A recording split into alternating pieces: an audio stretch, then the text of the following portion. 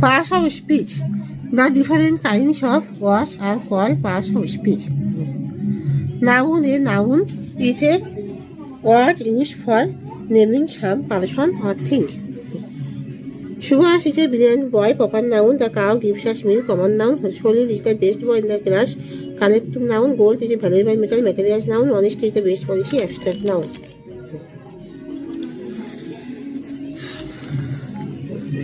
Pronoun. A word used instead of a noun is called a pronoun. Ram is a boy. He is a boy. Ram is going to school. He is going to school. Adjective. An adjective is a word used for qualifying or adding something to the meaning of a noun or pronoun.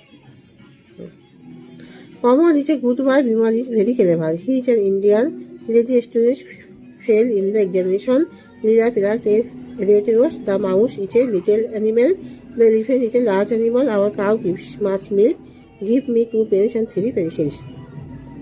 Good adjective, clever adjective, Indian adjective, lazy adjective, large adjective, much adjective, 3 adjective.